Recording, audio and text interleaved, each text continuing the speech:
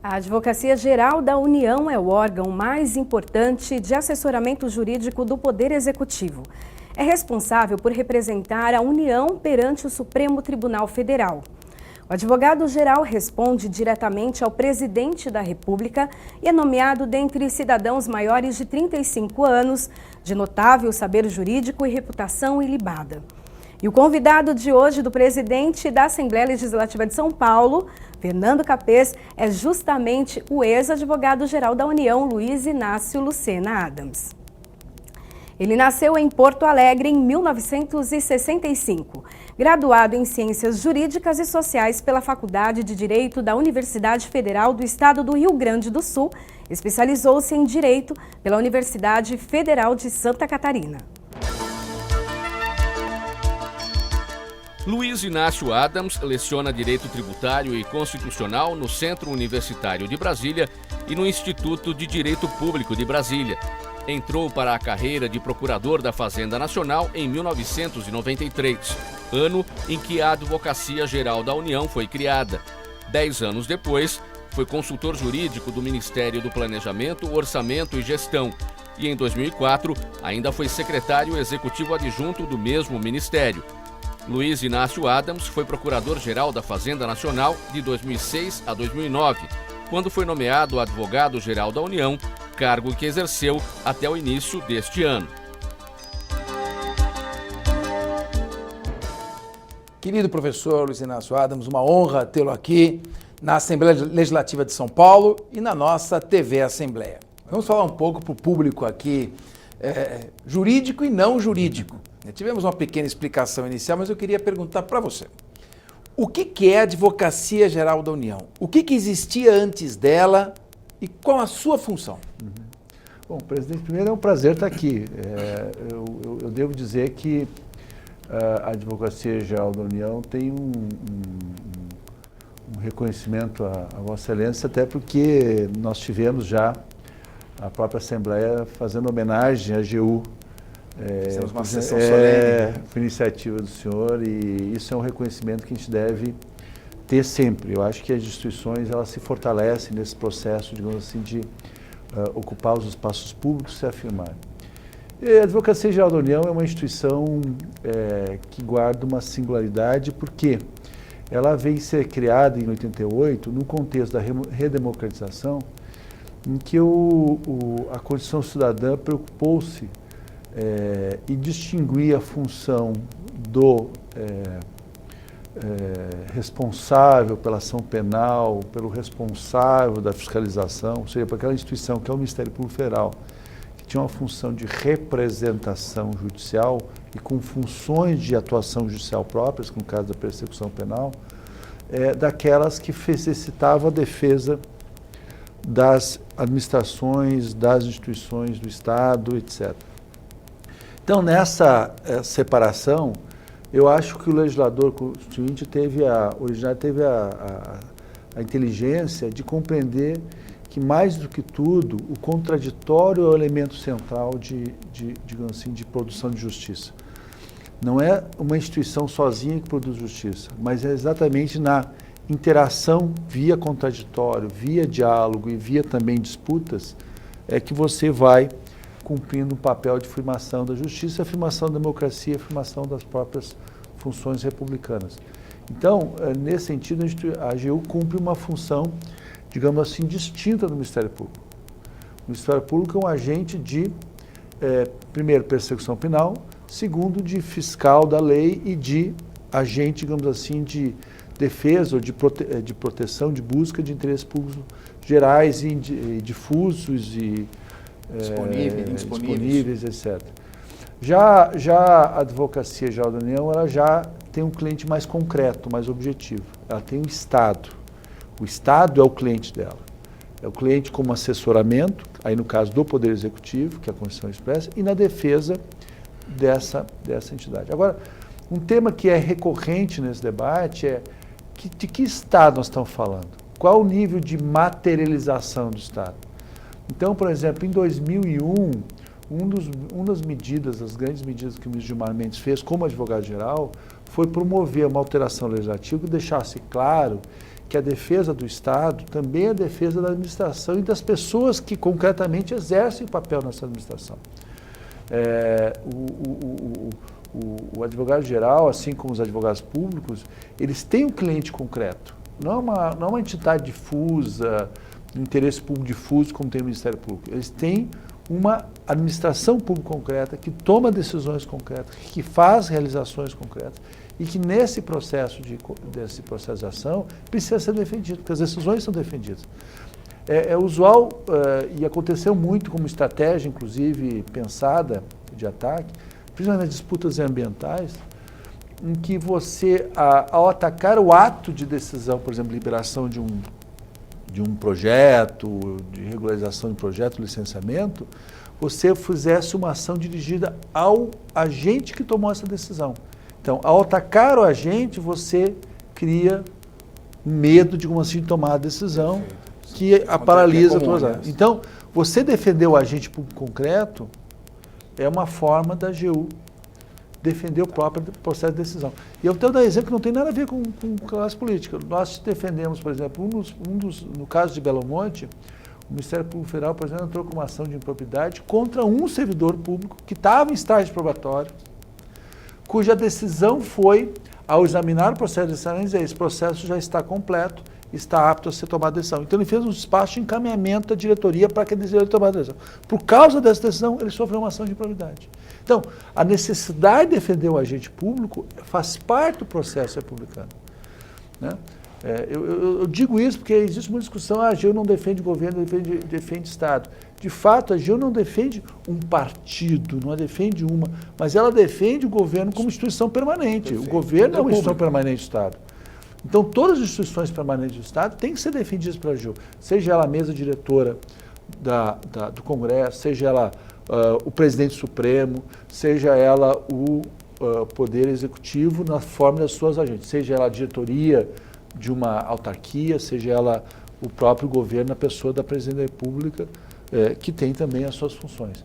Então, essa compreensão desse papel, ele é essencial porque ele é um matriz do contraditório. Perfeito. Você não tem contraditório se alguém não se posiciona nele. E aí você acaba tendo um diálogo de surdos, né? Que só um fala e todo mundo fica sem falar.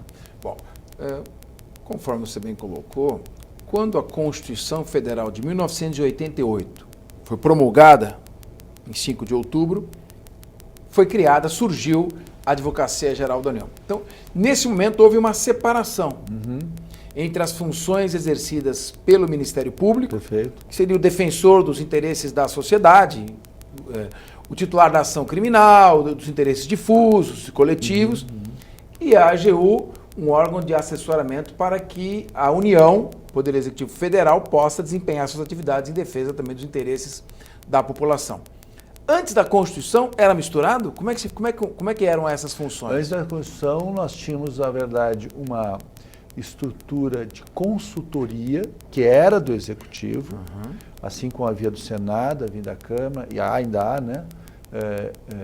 Que funcionavam como espaços estritamente de consultoria. Então, por exemplo, havia a Procuradoria-Geral da Fazenda Nacional que eu liderei. Ela já existia antes de 88, mas ela fazia estritamente o quê? A consultoria do Ministério da Fazenda e a fiscalização da regularidade, da liquidez e certeza do crédito tributário, que uma vez inscrito por supervisão da PGFN, era encaminhado ao Ministério Público, que esse detinha toda a representação judicial. Então, o Ministério Público era o representante judicial da União em geral, em todas as demandas. Isso era um problema, porque muitas vezes o Ministério Público exercia de uma ponta a representação da acusação, mas era obrigado a designar alguém para fazer a representação da defesa. Quer dizer, o Ministério Público estava no polo ativo e no polo passivo da demanda. É isso, exatamente. São setores diferentes, mas na mesma instituição. Na mesma instituição. Então, esse desafio que era algo que tinha que ser equacionado, e eu acredito que o Constituinte, em algum nível, conseguiu equacionar bem com essa distinção entre o papel de representação do Estado e das instituições permanentes do Estado e das decisões que são tomadas no âmbito do Estado, daquele que tem uma função mais, digamos assim, livre, já que ele é juiz da própria ação. O Ministério Público é juiz do próprio interesse público que ele defende. Então, ele diz, isso tem interesse público, isso não tem interesse público. Ele é juiz disso. Não existe um órgão externo que diz que aquele, de fato, como ele vai se posicionar. Então, esse processo é um processo, em última análise, que eu acho que é inteligência e que preserva fundamentalmente essa matriz, que eu acho que é a matriz da própria núcleo. Nós estamos aí comemorando a Carta Magna, né?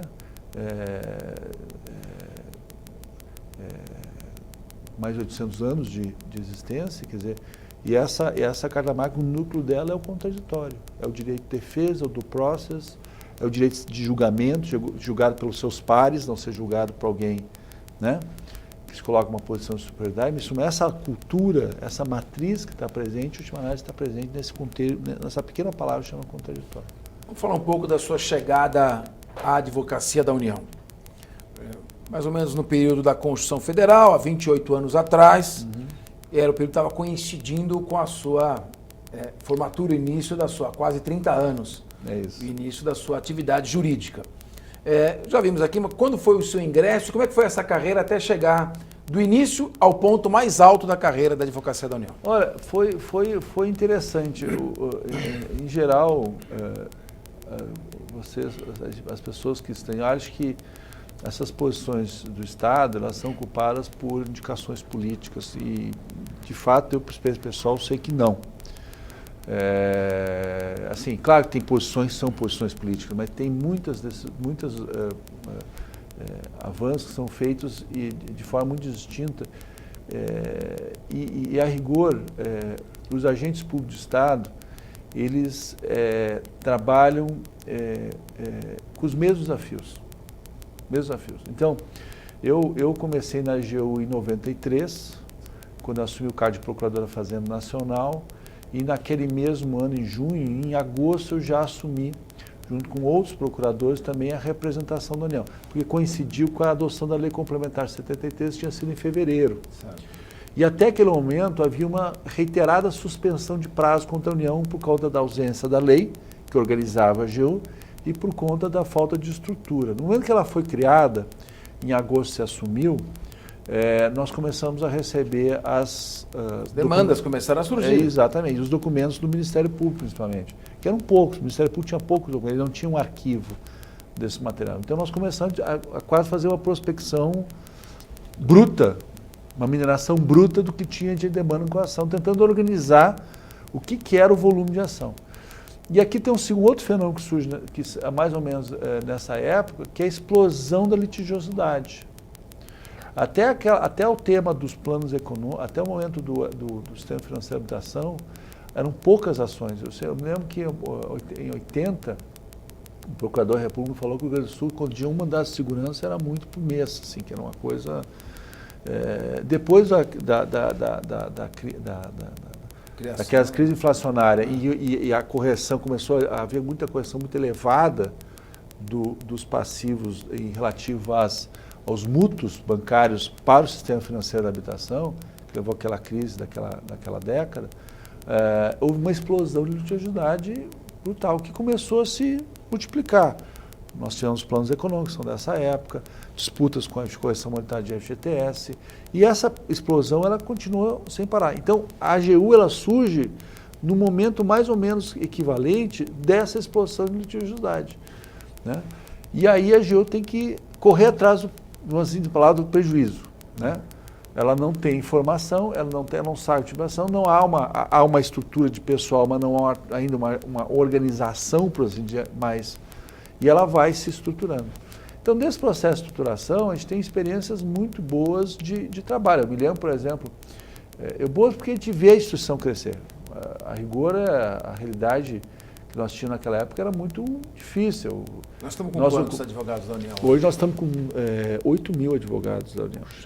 Naquela época, o número de procuradores da Fazenda que ingressou e dava suporte à AGU era de 400. E ele dava suporte a todo, era os 400 procuradores da Fazenda, tinha alguns assistentes jurídicos que vieram também, que ocuparam a função. Não havia carreira de advogado da União em 93.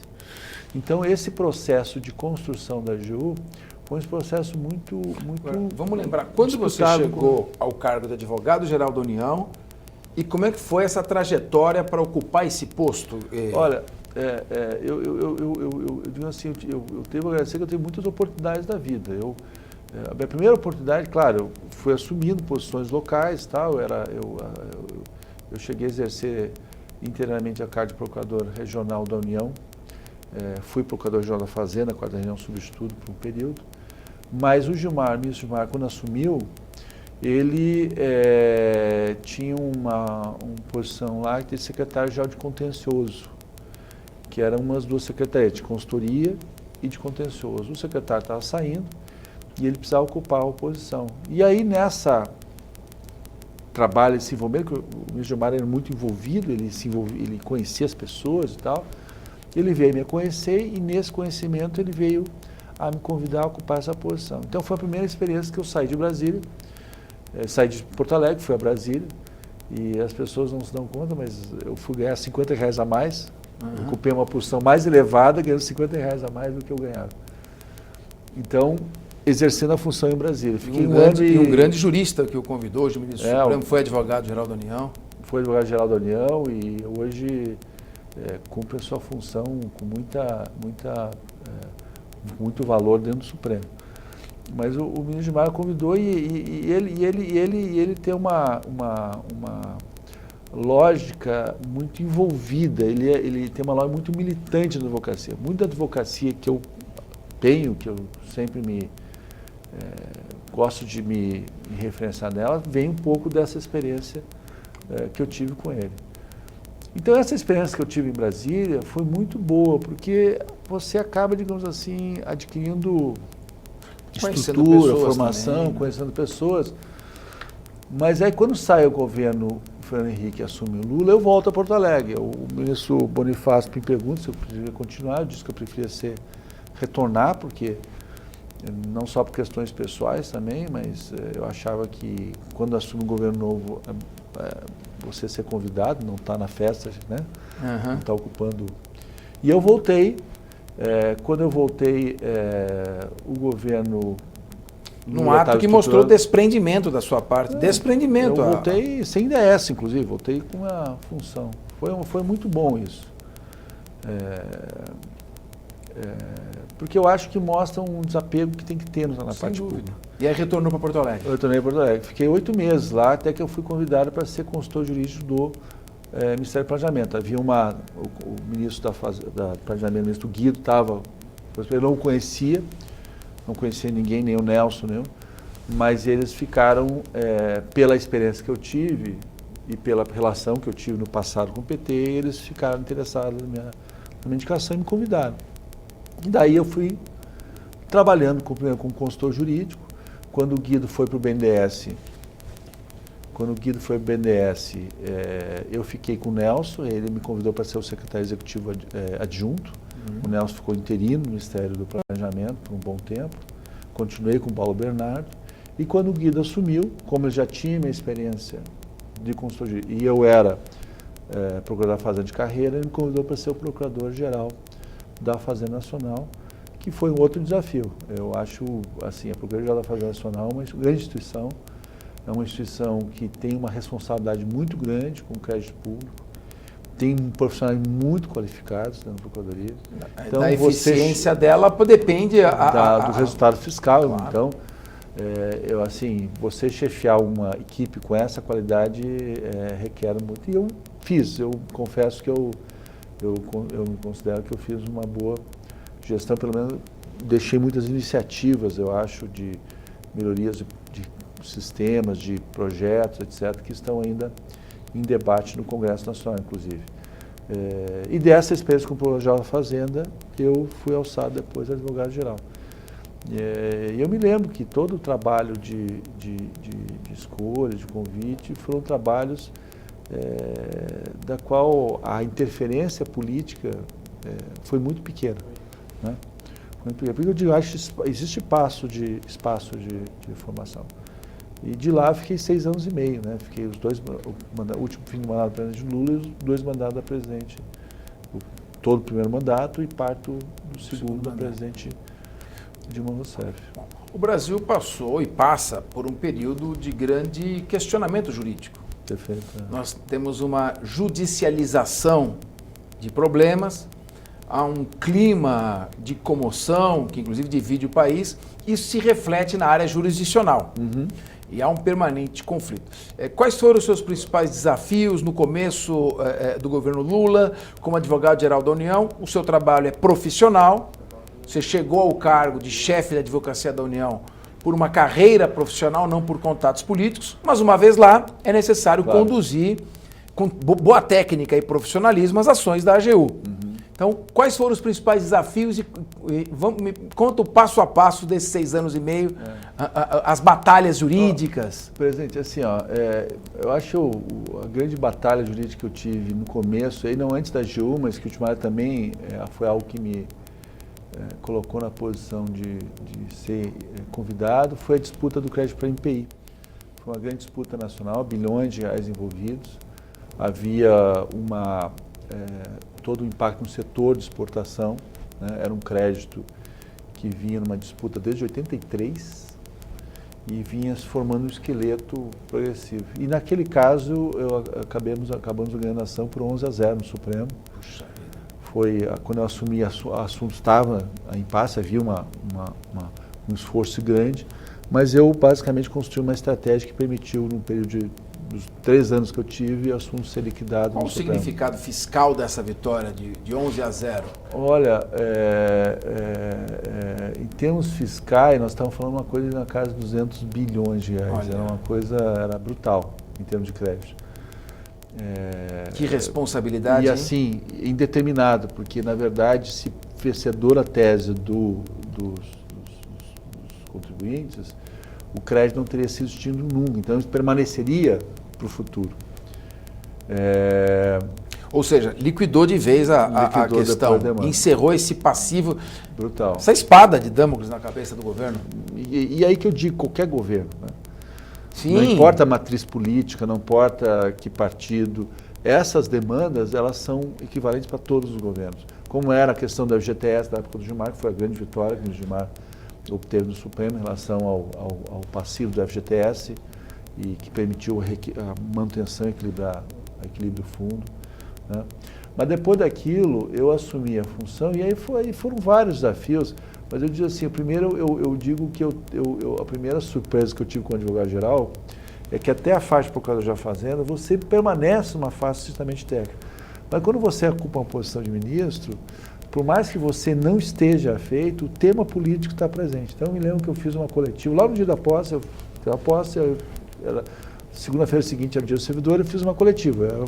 Não tinha nenhum ministério funcionando, então eu fiz uma coletiva. E a primeira pergunta que me fizeram, e que tomou o tempo da discussão com as empresas, era se o presidente Lula podia fazer campanha ou não, né? Então, assim, por mais que eu me preparei com ações, a lista de ações, explicar cada uma, como eu fazia, mas o tema não era esse, não era isso que a mídia, não era isso que é o tema de interesse público pautado pela mídia. Então, mostra o quanto você é envolvido no debate e que é um debate também jurídico, né?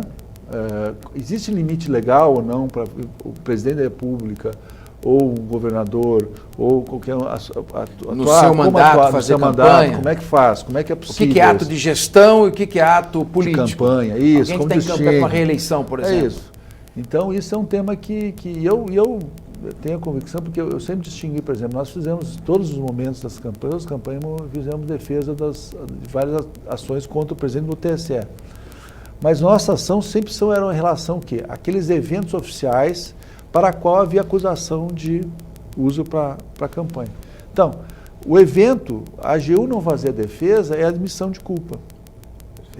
Por quê? Porque se o ato é oficial, se o ato foi decidido como ato oficial, há uma realização dele, e depois há uma acusação de que esse ato houve um desvio, você não defender significa que o ato não era oficial. Em qualquer instância, mesmo na eleitoral, onde houver o questionamento. Onde houver o questionamento. Então, essa é a lógica que premia, né? Então, esse foi o primeiro fenômeno. Eu tive uma atuação muito forte. A segunda atuação também é que eu acho que a instituição ela cumpriu, e eu fiz isso muito claramente, na defesa dos projetos de investimento. E nesse processo de projetos de investimento, aí eu falo, por exemplo, a questão dos aeroportos, a questão do pré-sal, na rodada, né, que leilou o pré-sal, Belo Monte, né? A AGU sempre se envolveu fortemente na defesa desse projeto em ações que questionavam NEM, né? Mais médicos, ou seja, políticas públicas que eram decididas, e essa defesa fazia parte da matriz da instituição. E eu digo assim, essas defesas, elas extrapolam o governo. Eu me lembro que em 2001, o principal tema de investimento no governo Fernando Henrique era Belo Monte. Era Belo Monte. E naquela época nós não conseguíamos superar as múltiplas decisões judiciais que impediam o processo de continuar. O que nós viemos a conseguir depois, em 2009. Mas mostra o quanto as demandas são equivalentes. Então, a segunda é muito forte. E nesse processo, quer dizer, eu acho que um dos papéis de instituições é funcionar no sistema de check and balance. Uhum. Então, uma das coisas que nós Todo fizemos, mundo se controlando. Controle de equilíbrio. Porque o sistema republicano só funciona no sistema de check and balance, eu acredito nisso. Então, por exemplo, Ministério Público e Judiciário.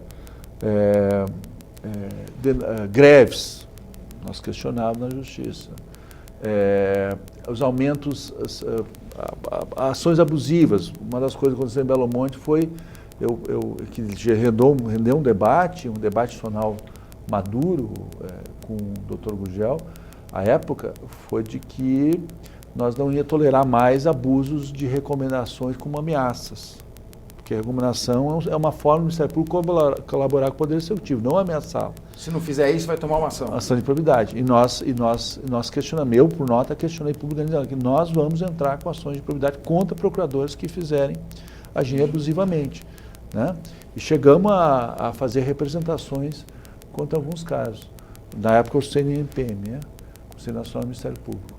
E o CNMPM, inclusive, chegou, por conta dessa representação, a preparar uma resolução para regulamentar o processo de recomendação do Ministério Público, para evitar essa abusividade. Auxílio moradia.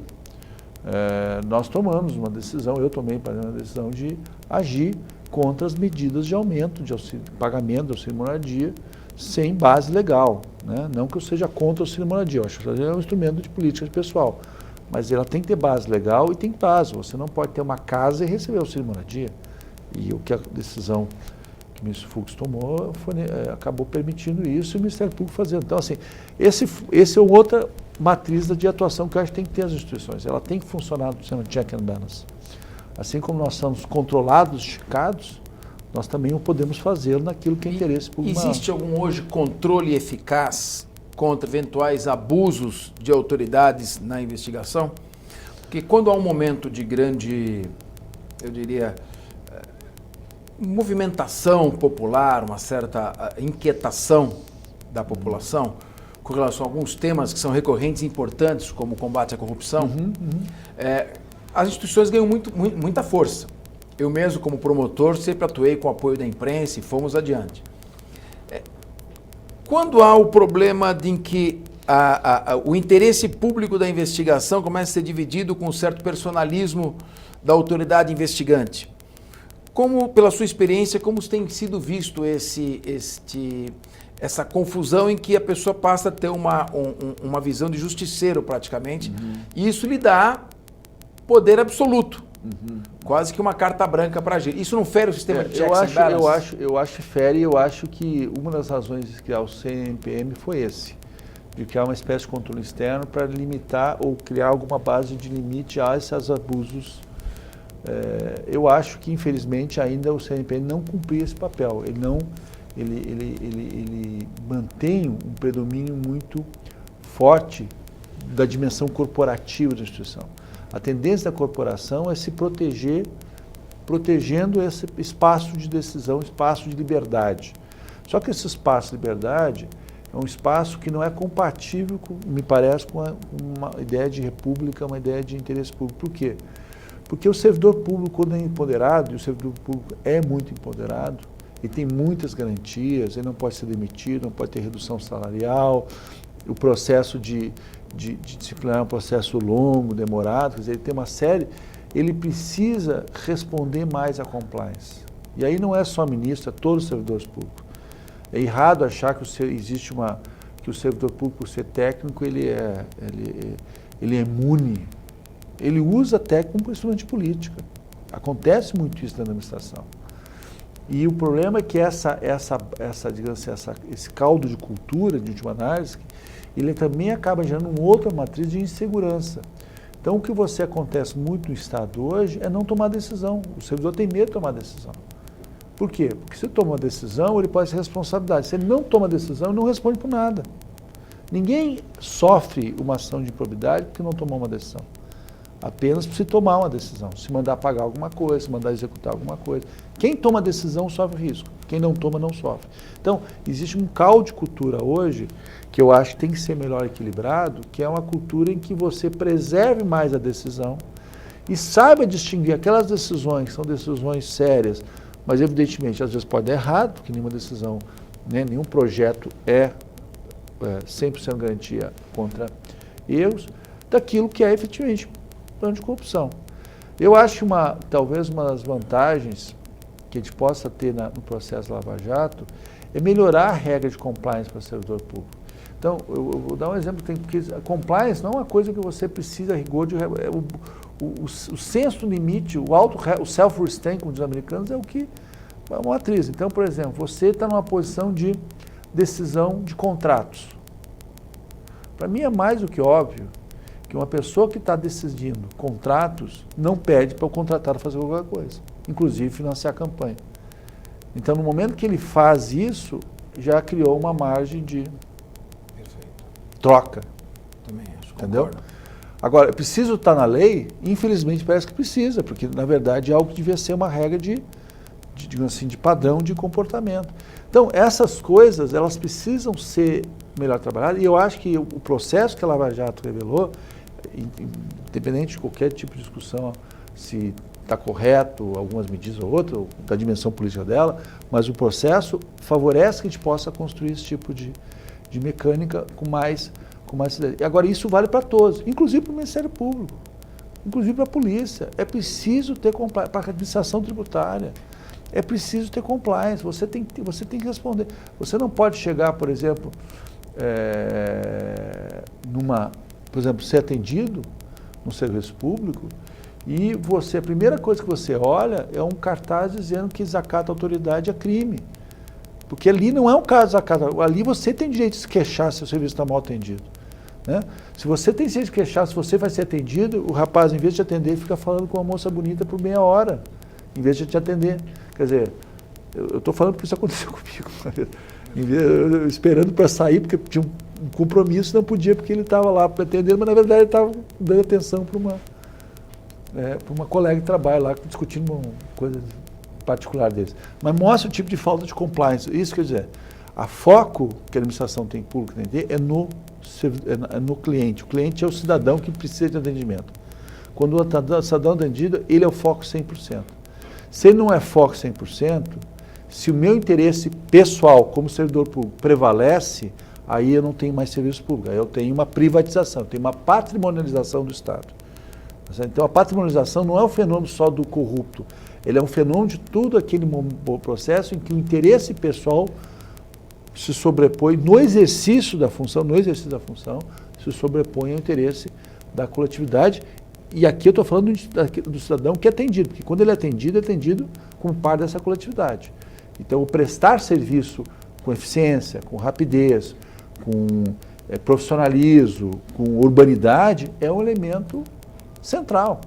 É um elemento central de qualquer serviço público eficiente. Uma questão. Hoje, a Advocacia Geral da União, e a Advocacia da União, a carreira, está autorizada por lei a fazer a defesa do agente público, do servidor público, quando ele pratica um ato regular dentro da linha da administração e acaba respondendo por isso.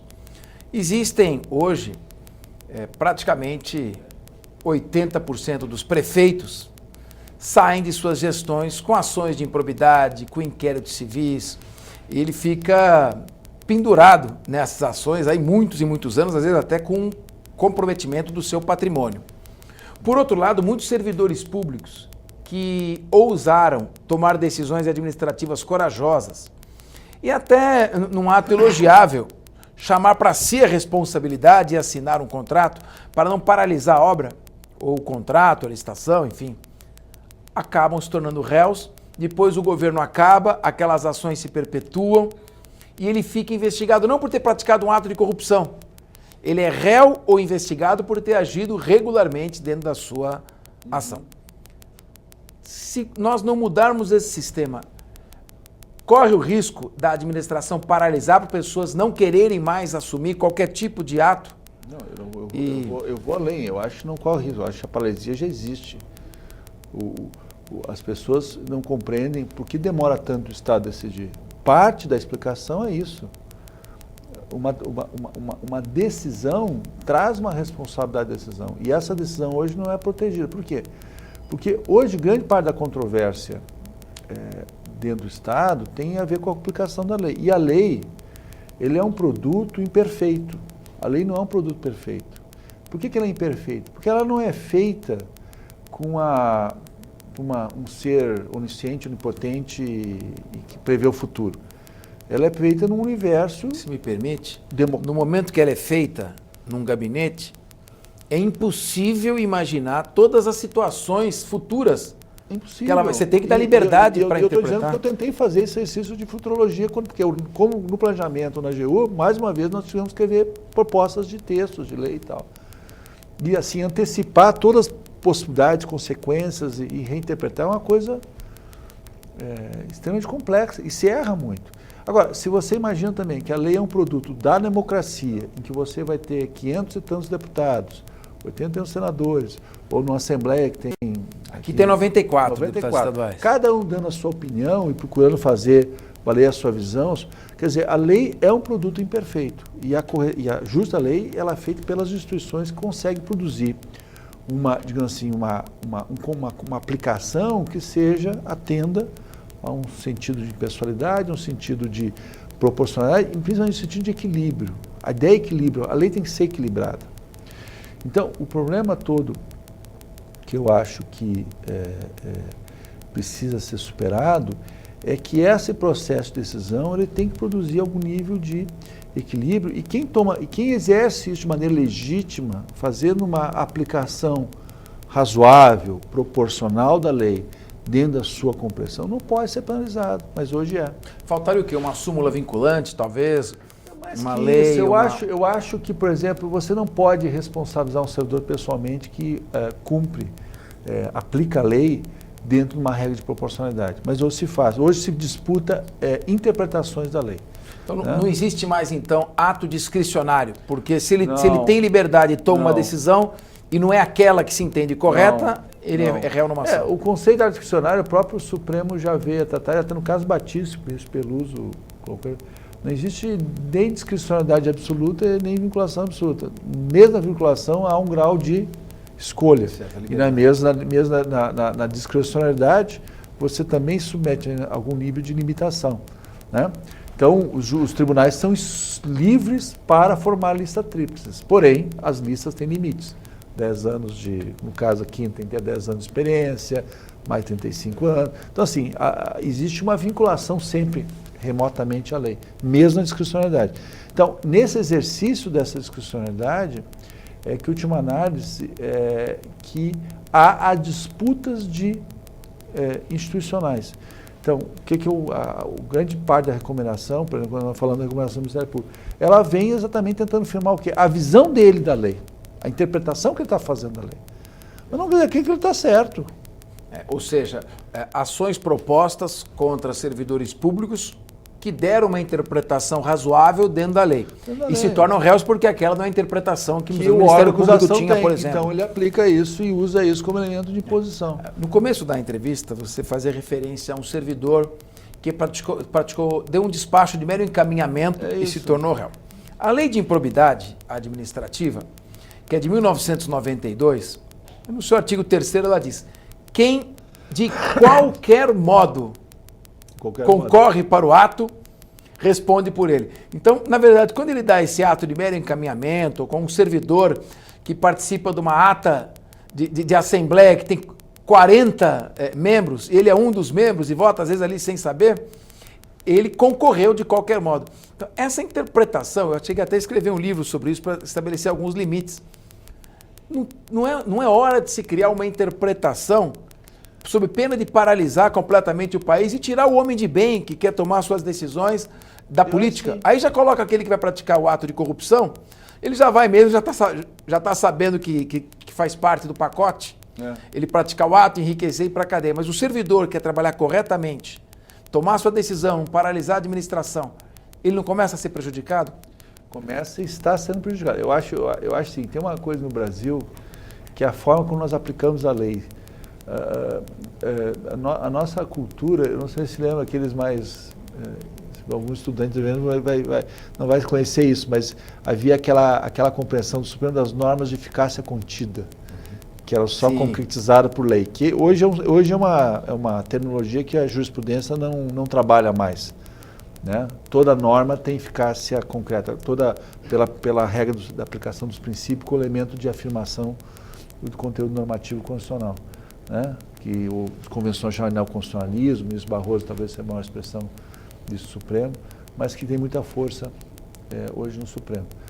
Mas o fato é que essa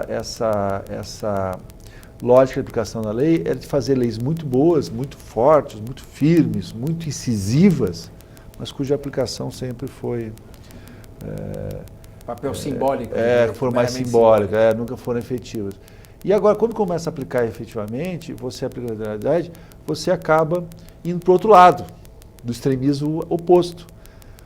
Qualquer lei, quando se aplicada, ela tem que ter um elemento de equilíbrio, de proporção, de razoável. Quer dizer, a lei ela não pode ser abusiva. Aplicar uma lei de forma abusiva desvirtuar a sua própria finalidade.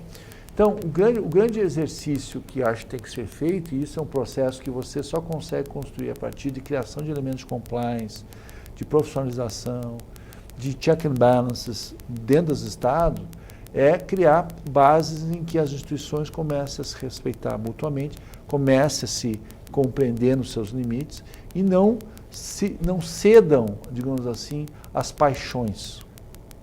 Porque o que nós vivemos no Brasil muito, inclusive dentro do Estado, é uma adesão a paixões. As pessoas estão apaixonadas, o servidor público é um apaixonado por temas. Isso vê no Ministério Público, vê na AGU, vê no Judiciário, vê na Receita Federal, vê na Receita Estadual. Tu vê os servidores muito envolvidos. Então, essa não ceder às paixões é um elemento essencial na aplicação equilibrada do direito. E aí você pode compreender exatamente o que é o concorrer com. Né? O concorrer com qualquer modo não é qualquer concurso ou aquele concurso que de fato colaborou, mas colaborou na locução do ministro intencionalmente. Perfeito. Aquele que concorreu, colaborou, mas dolosamente, intencionalmente. Então, se eu peguei o processo, entreguei o processo para a pessoa tomar a decisão também, concorri, essa é uma visão literal, que não pode ser, né? Ou eu tomei uma decisão interlocutória, ou eu cumpri a etapa corretamente. Eu tenho que ter um desvirtuamento daquilo que eu fiz. O concorrer é o desvirtuamento que concorreu com, e não a ação burocrática, uma decisão que foi tomada num contexto completamente correto.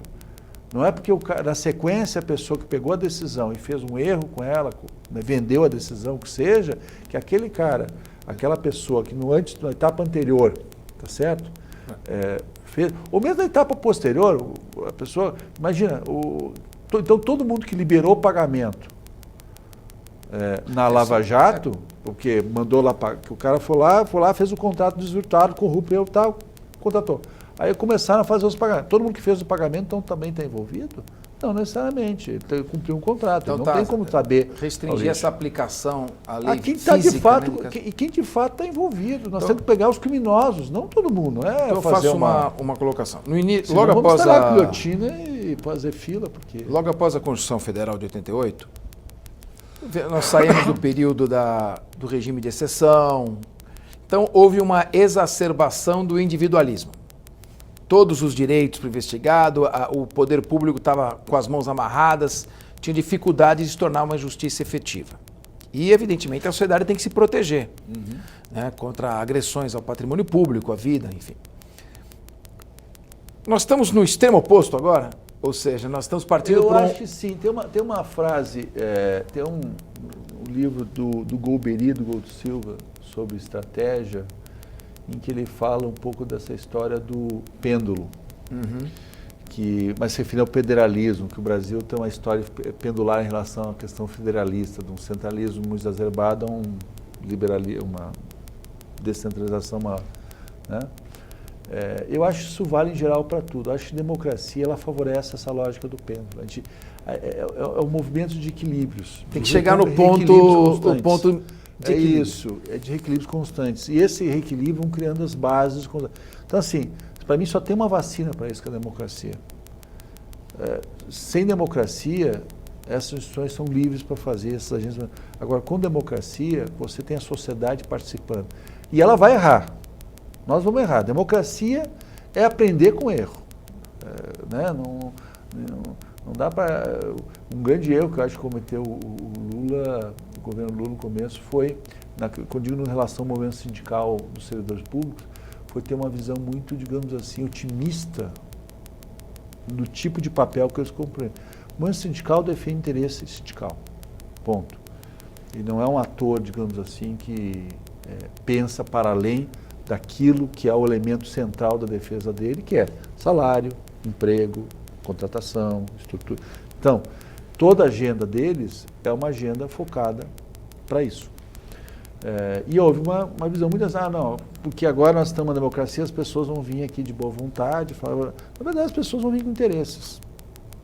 Mas isso é democracia, você saber lidar, viver com ele, saber combinar essas culturas, saber escolher, fazer as escolhas corretas, porque também democracia é permitir escolhas.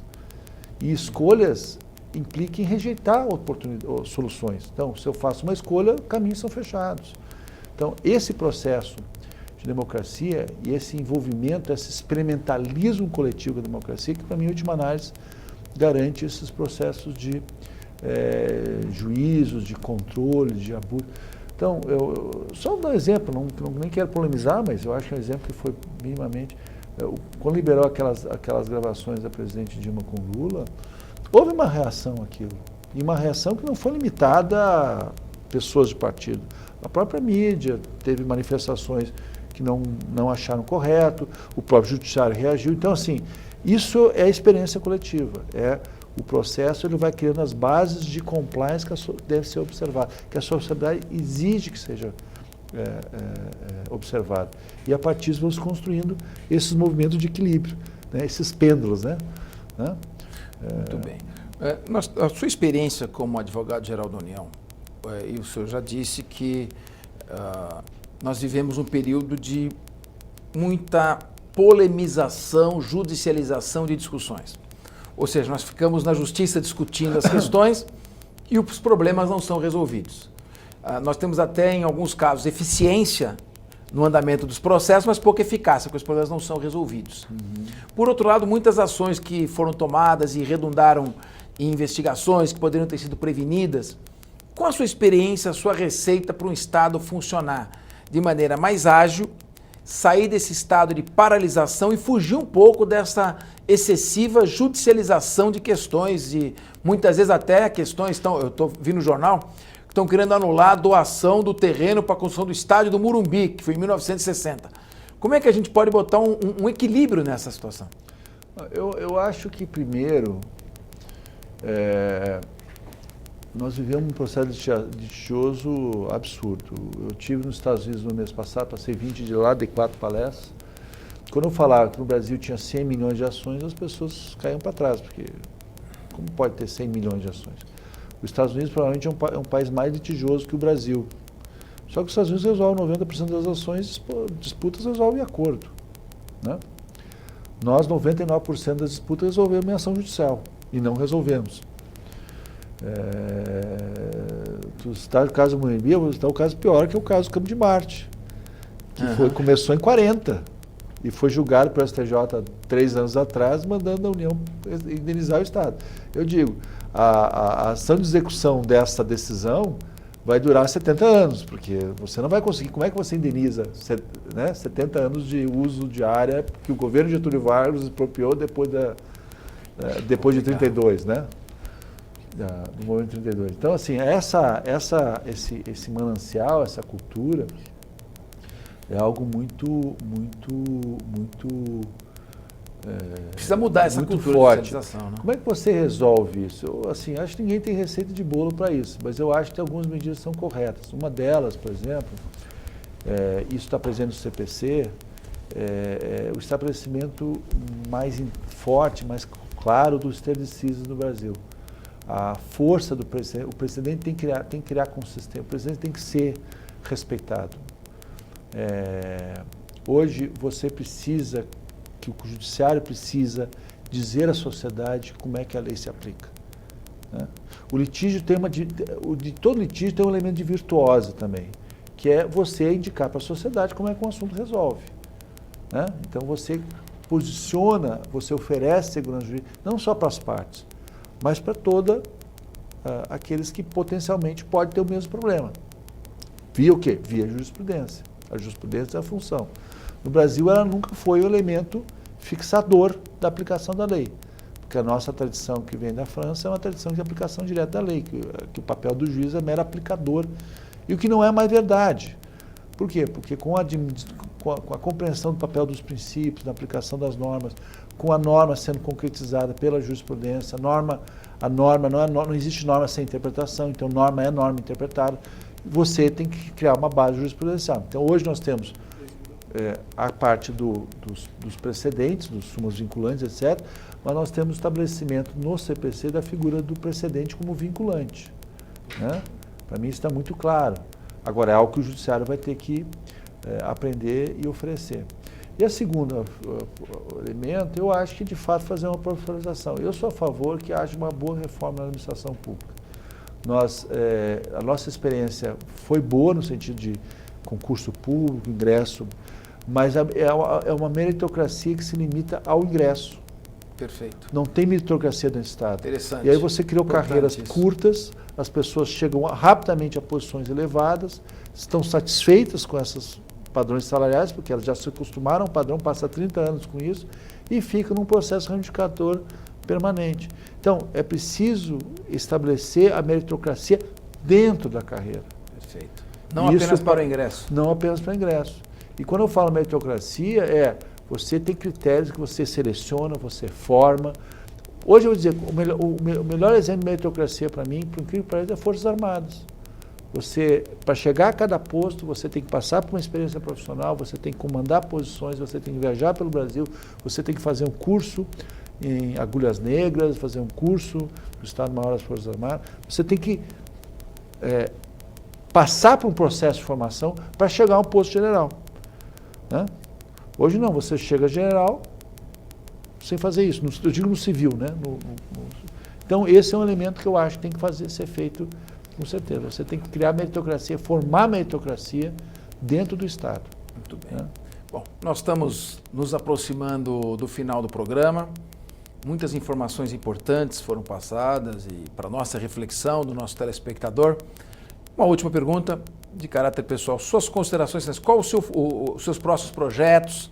Como professor, escrever um livro, prosseguir na carreira? Olha, hoje eu estou com um projeto. Primeiro, eu vou, a partir do fim da quarentena, eu vou ingressar no escritório. Eu estou já com uma proposta. O escritório aqui o escritório está o Cherquet, Meyer Brown, que é um escritório americano, então vou me associar a ele depois da quarentena. E nesses quarentenas eu estou focado basicamente nisso. Nós estou trabalhando lá na universidade, CEUB. Nós estamos trabalhando num curso de relações governamentais que eu estou desenvolvendo lá com a universidade, deve sair em setembro.